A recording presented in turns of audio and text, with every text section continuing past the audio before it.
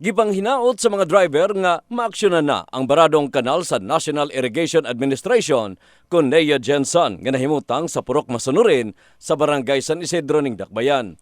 Sigon ni John Paul Jana nga daghan na og pasahero nila nga nabasa tungod sa pisik sa tubig human nga miawas ang irigasyon. Ginatan-aw nga hinungdan sa pag-awas sa tubig ang nakabara nga dakong bato ug ang mga nagpunsisok nga basura sa baba sa imburnal. Basa mo mga pasahero. Traffic na jud. So, isa ni dapat imon? Ang imonon tana, tanggalon ang kandraw bato sa invernal. Ayaw na mo paglabay kay puriso kay sa mua. Kung perwisyo na sa mga sir kay luway yung pasahero mga basa unya mo traffic ang mga sakyanan. Tungod mangon na sa nagbara di ang bato kay sulod man na sa pastor.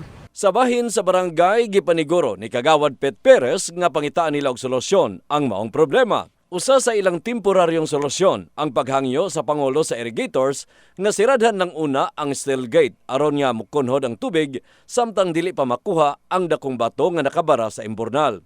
Giangkon sa konsehal nga problema nila ang daghan nga basura nga ginalabay sa irigasyon nga mao'y hinungdan sa pagbara sa kanal maong may panawagan usab kini ngadto sa katawhan.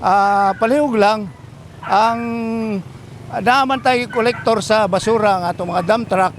Diha na lang yun, ayon na lang yun ilabay sa mga kanal kung pwede. Dili yun pwede yung ilabay kay narabay ordinansa nga gipanday nga ang madakpan na anay mga penalty. In the heart of changing lives, kini si Brigada Dani Casi, Brigada News.